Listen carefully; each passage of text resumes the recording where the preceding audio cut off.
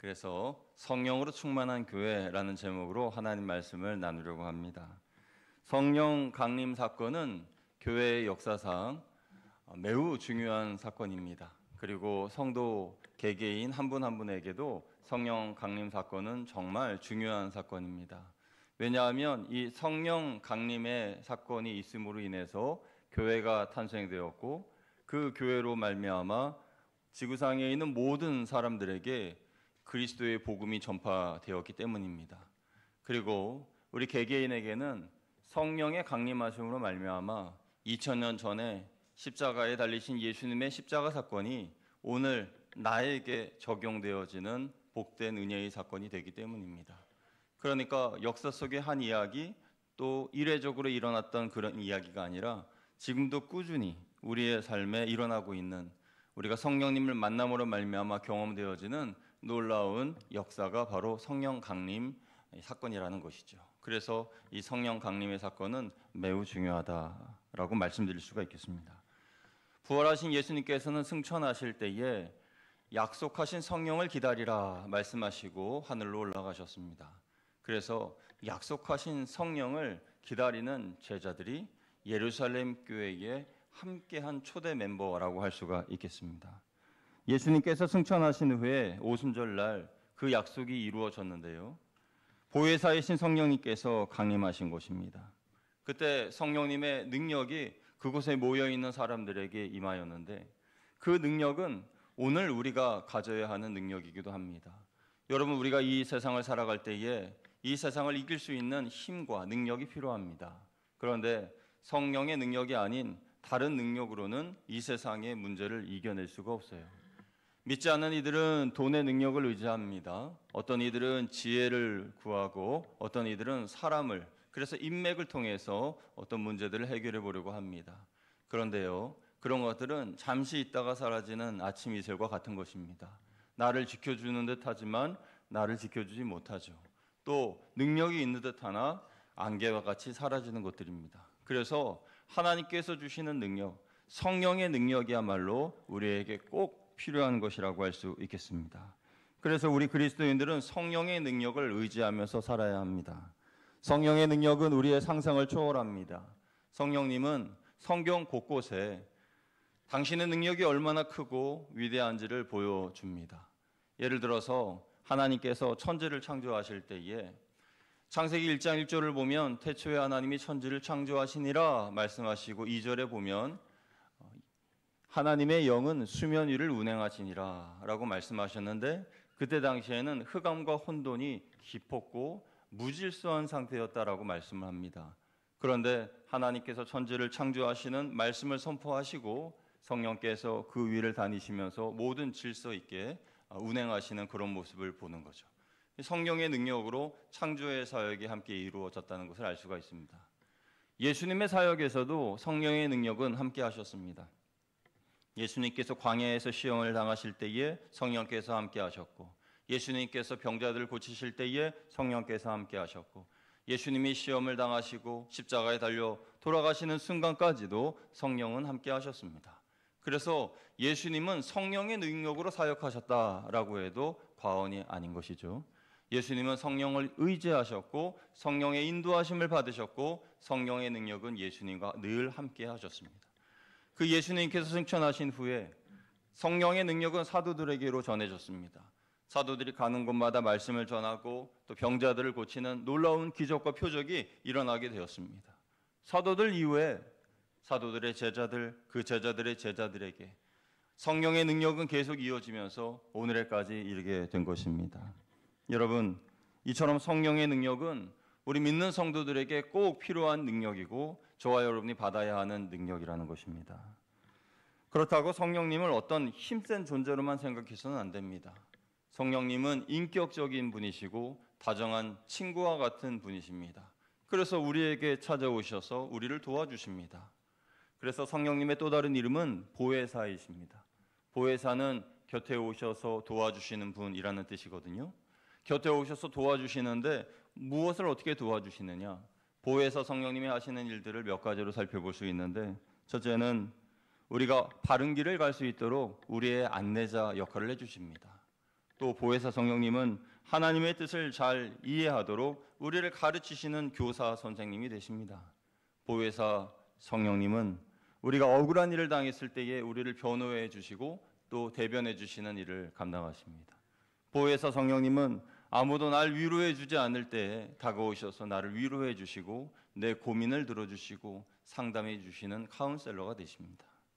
이상만 보아도 성령님은 친절하고 다정한 인격을 가지신 분이심을 알 수 있습니다. 그 성령님에게 여러분이 다정하게 다가가시면 성령님 어서 오세요. 환영합니다.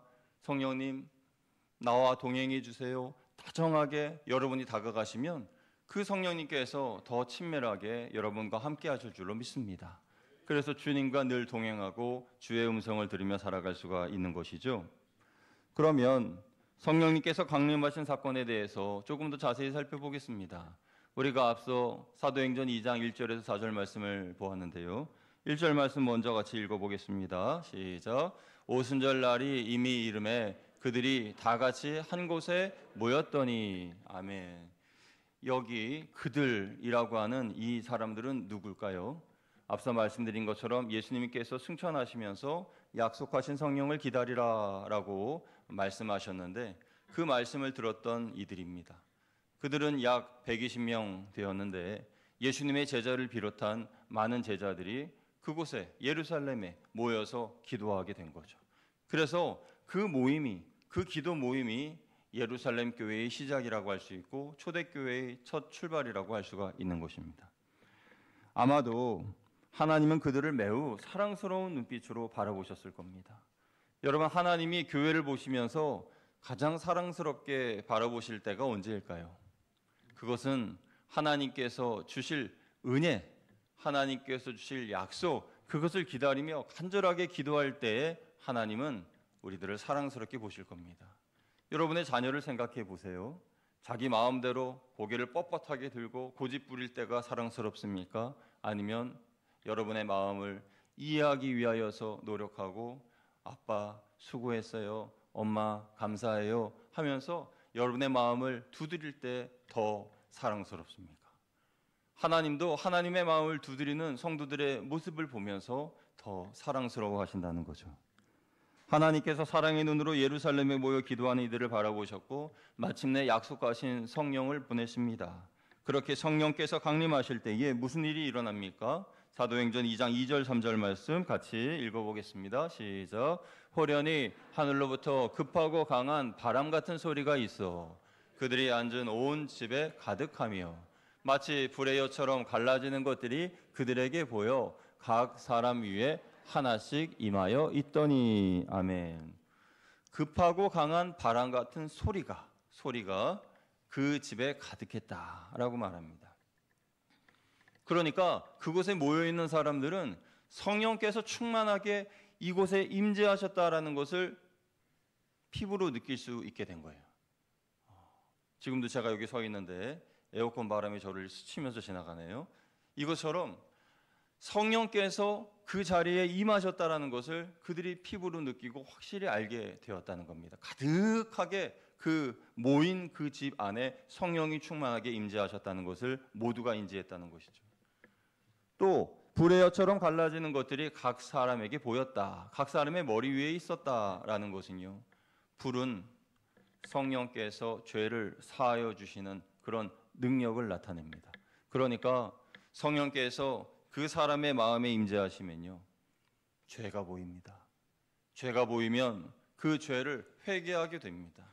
회개하면 예수 그리스도를 나의 구주로 영접하고요. 그 이후에 하나님의 자녀가 됩니다. 자연스럽게 물이 흘러가듯이 이 과정은 진행되는 거예요.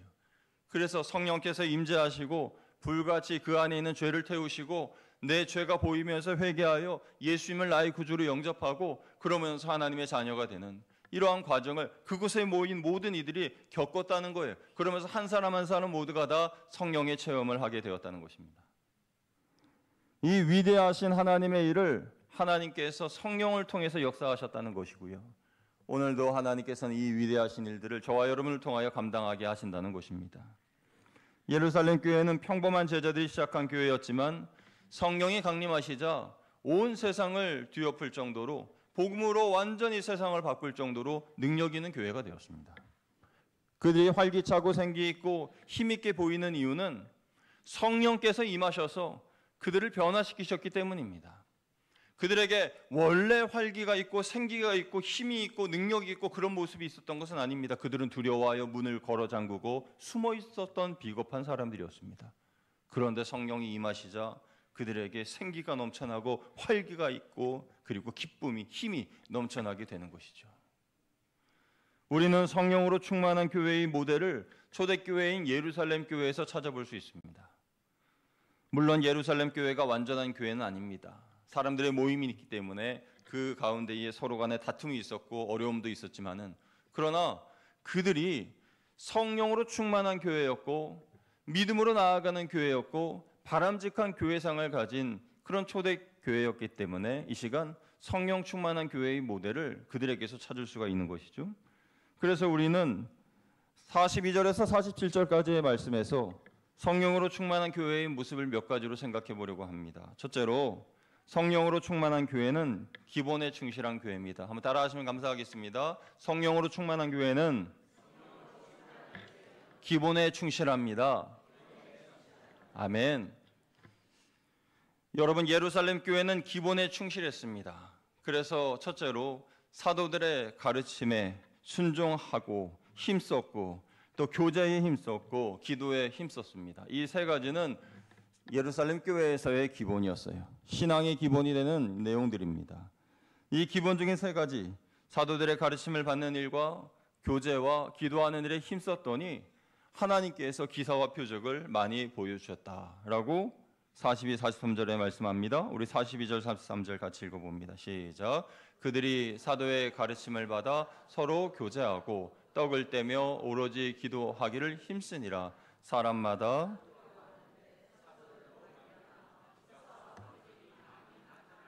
아멘. 여러분, 이 기본이라고 하는 것은 매우 중요해서 기본이라고 하는 안전수칙을 지키지 않는 건설 현장에는 언제나 인재 사고가 납니다.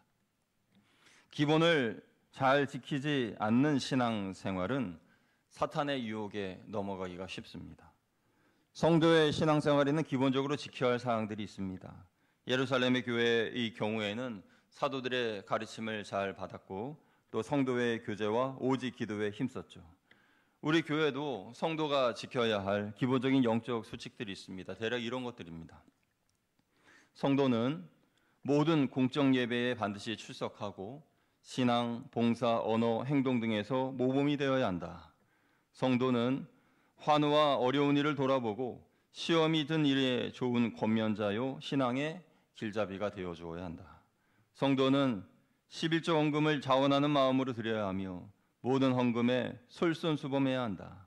성도는 교우 간의 금전 관계를 일절 삼가고 이웃에 대한 덕을 세워 빛이 되는 생활을 해야 한다.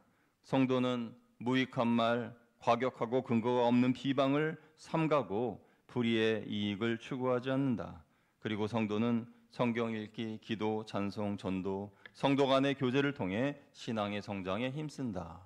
이것이 성도의 기본적인 영적 수칙이에요. 예루살렘 교회는 가장 기본이 되는 하나님의 말씀에 대한 반응에 민감했고 하나님의 사랑을 실천하는 일에 열심이었고 모든 일을 기도로 해결하려 했습니다. 이러한 신앙생활의 기본을 지키려고 하는 노력이 그들이 성령 충만한 가운데에 능력으로 교회에 성도로서 살아갈 수 있는 힘을 준 것입니다. 그러므로 우리 교회도 영적인 능력이 나타나길 원한다면 신앙의 기본에 충실하시기를 주님의 이름으로 부탁을 드립니다. 두 번째로, 성령으로 충만한 교회는 함께하는 교회입니다. 한번 따라하시겠습니다. 성령으로 충만한 교회는 함께하는 교회입니다. 그들은 오순절날에 다 같이 한 곳에 모여서 기도하다가 성령의 충만함을 받았습니다. 44절을 보면 믿는 사람이 다 함께 있어 라고 말합니다. 교회가 성령으로 충만하려면 함께 은혜의 자리에 있어야 합니다. 함께 모이기를 힘써야 합니다. 제가 이 시간에 여러분에게 한 가지를 여쭤보려고 합니다. 이것은 여러분의 성령 충만함을 위해서 여러분이 체크해 보시면 좋은 그런 질문이에요. 여러분은 하루의 시간 중에서 가장 많이 하려 하는 시간, 가장 많이 하려 하는 시간의 장소 중에서 세 번째 장소가 어디입니까? 조금 애매합니까? 그래서 여러분의 이해를 돕기 위해서 한번 이렇게 다시 말씀드려 볼게요. 직장인의 경우에 가장 시간을 많이 할애해야 하는 곳은 직장이겠죠. 직장에 아침 일찍 출근해서 밤늦게 퇴근하니까 하루 24시간 중에서 제일 시간을 많이 할애하는 곳은 직장입니다. 그리고 그가 두 번째로 가장 많이 시간을 할애하는 곳은 어딜까요? 집이죠. 가정입니다. 집에서 잠을 자야 되고 그리고 집에서 쉬어야 되니까 그러니까 집이 두 번째로 가장 시간을 많이 할애하는 곳일 겁니다. 그럼 세 번째는 어딜까요? 그거는 아무도 모릅니다. 왜냐하면 그 세 번째가 진짜 그 사람이 하고 싶어하는 일이거든요. 진짜 그 사람이 하고 싶어하는 것에 시간을 투자하는 거거든요. 우리 학생들이 게임을 좋아하면 그러면 그 세 번째 시간, 그 시간만큼은 어떻게 해서든지 지키려고 할 거예요. 학교에서 공부하고 학원에서 공부하는 그 제1의 시간, 그리고 집에서의 잠자는 그 제2의 시간, 그 시간은 뭐 어쩔 수 없지만 제3의 시간만큼은 내 시간이니까 이거는 건드리지 마세요. 이 시간만큼은 내가 얼마나 기다렸는지 몰라요. 그러면서 그 시간을 할애하여서 자기를 위하여 사용하려고 하죠. 그 세 번째 시간이 중요한 것입니다. 그 세 번째 시간이 취미생활이라고 할 수가 있는 것이죠. 첫 번째 직장을요, 취미생활로 다니는 사람은 없을 겁니다. 두 번째 가정에서의 보내는 시간 또한 취미생활이라고 할 수는 없을 겁니다. 그래서 세 번째가 중요한데 저는 이 세 번째 시간, 이 시간이 여러분에게 교회에서 보내는 시간이 이 세 번째 시간이 되시기를 주님의 이름으로 축원드립니다. 왜냐하면요, 교회에서 시간을 많이 보내시는 분들은 대부분 성령으로 충만하신 분들이 많으시더라고요. 반대로 교회에서 시간을 보내는 이 세 번째 시간이 네 번째 시간, 다섯 번째 시간, 여섯 번째 시간 점점 뒤로 미뤄지게 되면은 그 말은 내가 성령님과 함께하는 시간이 그만큼 줄어든다는 것이고 하나님을 생각하는 시간, 기도하는 시간, 그 모든 시간들이 점점 줄어든다는 뜻인데 그것은 성령 충만하다고 할 수는 없겠죠. 성령 충만과 점점 거리가 멀어지는 그러한 삶을 산다고 할 수가 있을 겁니다. 그래서 예루살렘 교회를 보면은 이 교회의 성도들은 하나님을 사모하는 마음으로 날마다 마음을 같이하여 성전에 모이기를 힘썼다라고 합니다. 날마다 모여서. 그래서 그들은 교회에서 보내는 시간이 세 번째의 시간이 아니라 어쩌면 두 번째, 어쩌면 첫 번째 시간일 수도 있을 거예요. 가장 많은 시간을 교회에서 시간을 보냈다는 것입니다. 그리고 그들이 함께한 것은 기도 모임만이 아니었습니다. 그들은 물질도 함께하였습니다. 그들은 가진 것을 나누었었고 심지어는 자기의 재산을 팔아서 어려운 이들을 위하여 도와주는 그 일을 감당했습니다. 그래서 여러분들 이 말씀을 읽으면서 예루살렘 교회의 성도들은 참 가난했지만 마음은 넓고 관대하고 사랑이 깊구나 라는 생각을 하게 되었을 거예요. 이에 대한 말씀 44, 45절 우리 같이 한번 읽어보겠습니다. 시작. 믿는 사람이 다 함께 있어 모든 물건을 서로 통용하고 또 재산과 소유를 팔아 각 사람의 필요를 따라 나눠주며. 아멘. 이들의 삶을 더 잘 이해하려면 당시 유대 사회의 집단 따돌림 문화를 이해하시면 됩니다. 이 집단 따돌림 문화는 그들이 만들어 놓은 악습이에요. 악습. 출교라고 하는 악습입니다. 그래서 예수님을 믿는 사람들은 유대 사회에서 출교를 시켜버렸어요. 그러니까 출교를 시켰다는 것은 그 사회로부터 집단 따돌림을 하겠다는 거예요. 일단 출교를 당한 사람은 시장에 가서 물건을 사지도 못하고 팔지도 못합니다. 아무것도 못합니다. 공적인 그런 곳에 가지도 못해요. 연극도 못 보고 아무것도 못해요. 사람들에게 낙인 찍혀서 이상한 사람 취급받고 미친 사람 취급받는 거예요. 그게 바로 예수님을 믿는 사람들이 그런 취급을 받았다는 거예요. 그러니까 예수님을 믿어서 출교를 당한 순간 그 다음부터 생활이 안 되는 거예요. 뭘 살 수도 없고 음식을 먹을 수도 없고 어디에 갈 수도 없고 그러니까 완전히 고립되는 겁니다. 그럼 어떻게 해야 되겠습니까? 먼저 믿은 성도들이 지금 막 믿은 그 사람들을 챙겨줘야 되지 않겠어요? 그래서 물건을 서로 통용하는 겁니다. 자기의 재산을 팔아서 갓 예수님을 믿기 시작한 그들에게 물질도 나눠주고 음식도 나눠주고 그러면서 한 공동체로서 서로 위해주고 그 핍박과 어려움을 이겨내는 거예요. 그래서 이 말씀이 그런 배경이 있다는 거예요. 초대교회 성도들은 그렇게 서로를 위해 자신의 소유를 내놓고 나누어 가졌습니다. 이러한 핍박이 있기 때문에 그들은 서로 물건을 통용하고 자기 재산을 팔아서라도 어려운 이들을 도왔습니다. 물질과지 함께하는 그들의 노력이 더욱 그들을 성령으로 충만하게 하였습니다.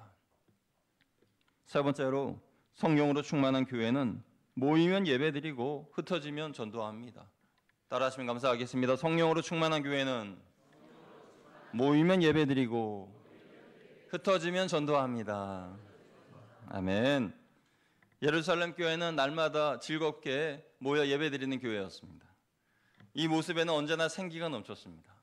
그런데 그들의 예배의 모습을 말씀을 통해서 잘 살펴보면요, 모든 성도들이 다 성전에 모여서 드리는 전체 모임의 교회, 전체 모임의 예배가 있었고요, 각 가정으로 흩어져서 예배드리는 각 가정에서의 예배가 있었어요. 그러니까 우리로 말하면 지금 예배드리는 이 공예배 또는 대예배란 말은 맞는 말은 아닙니다만 우리 같이 이렇게 예배드리는 이런 전체의 예배와 그리고 구역에서 드리는 구역 예배 또는 가정 예배, 그렇게 이해하실 수가 있겠습니다.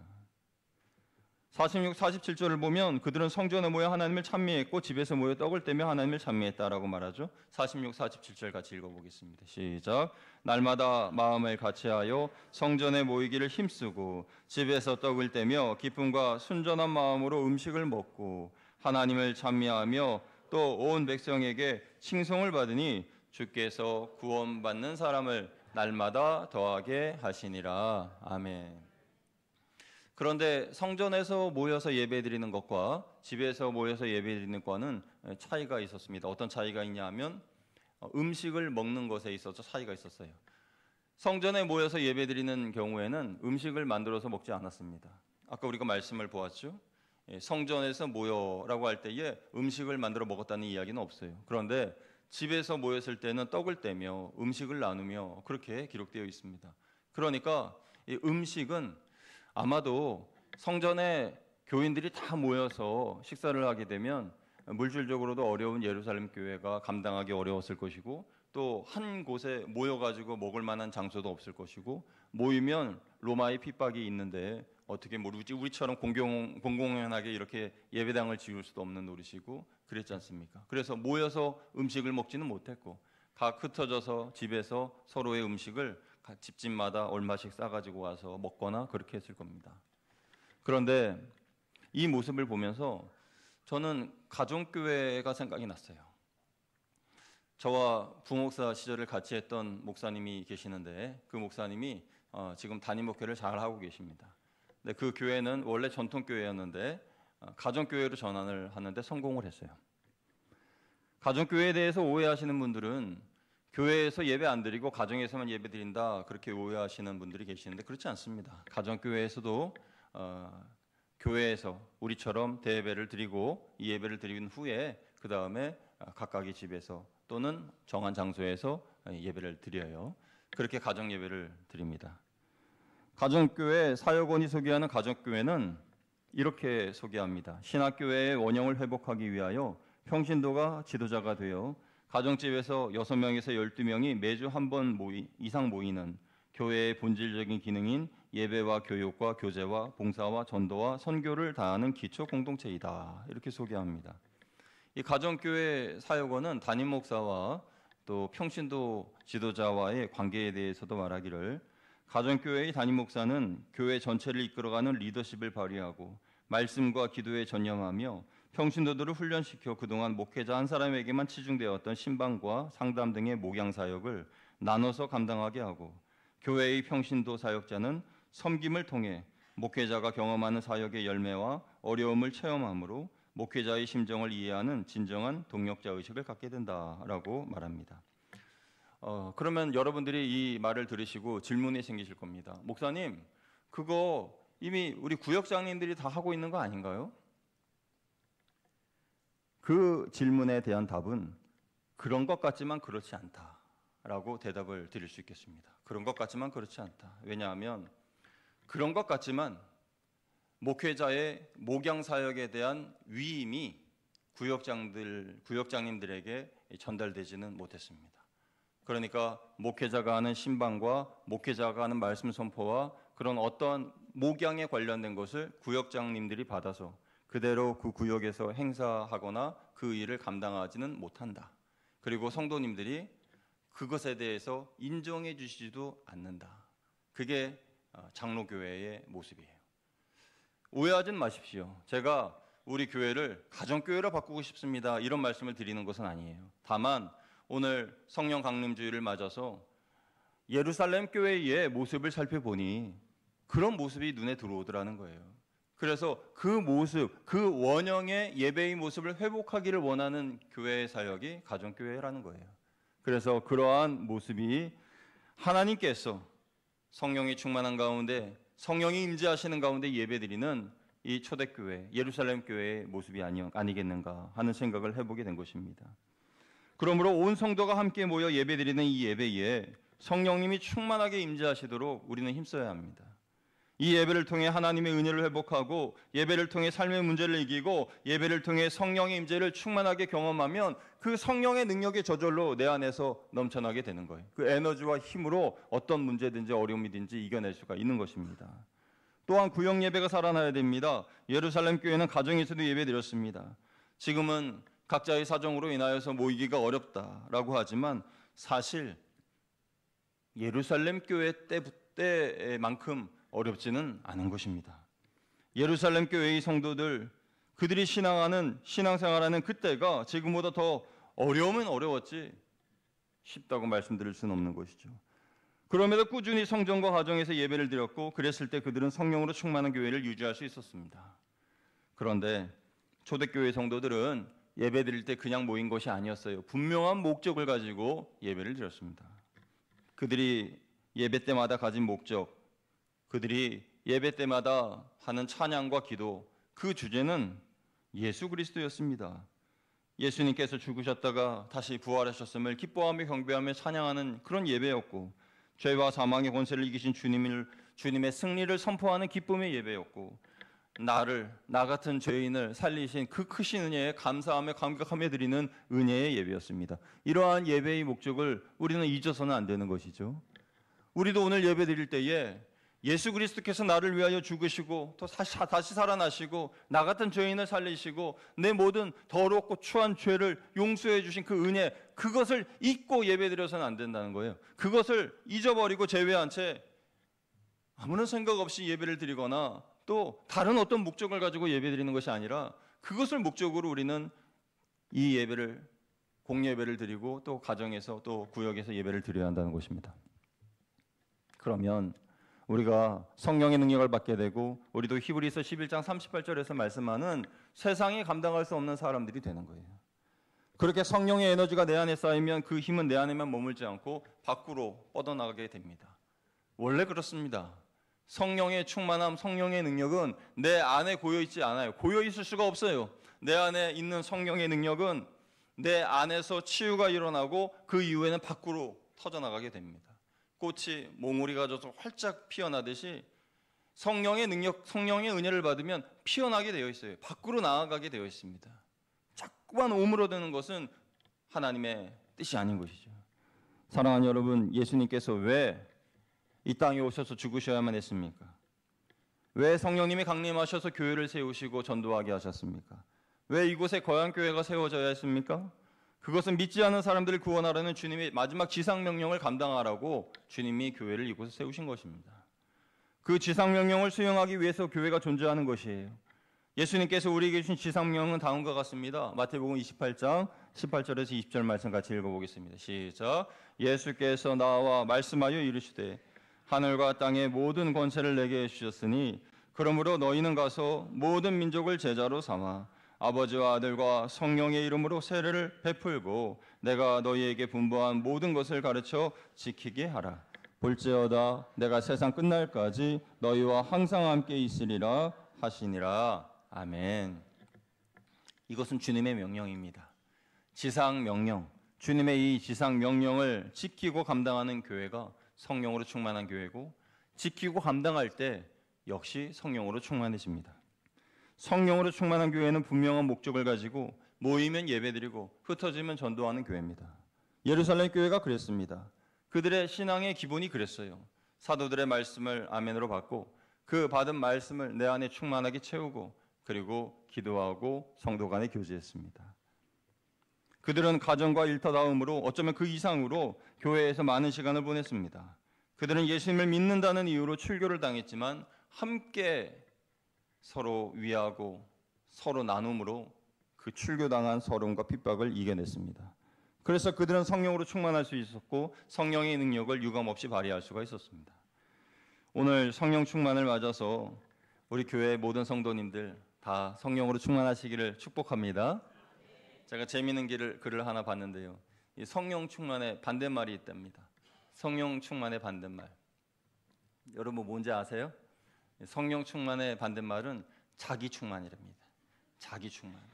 그러니까 성령으로 충만하면 나를 내려놓고 성령께서 말씀하시는 대로 순종하며 따라가는데, 성령 충만의 반대인 자기로 충만하면 성령께서 아무리 말씀하셔도 듣지도 않는다는 거죠. 내 생각이 옳고 내 마음대로 하겠다는 겁니다. 성령께서 이쪽으로 가자라고 해도 난 거기 싫어요, 난 이리로 갈래요 하면서 내 고집을 부리고 내 마음대로, 그러다 보면 마음의 불평과 원망이 계속 쌓이는 거예요. 그러면 신앙생활을 겉돌게 되고 신앙생활로부터 멀어지게 되고 하나님을 무시하게 되고 하나님을 기억에서 잊어버리게 되고, 그래서 불신자처럼 살아가는 그런 모습으로 바뀌게 되는 겁니다. 여러분, 우리는 자기 충만한 성도가 아니라 성령으로 충만한 성도가 되어야 합니다. 우리 교회는 자기 충만한 교회가 아니라 성령으로 충만한 교회가 되어야 할 줄로 믿습니다.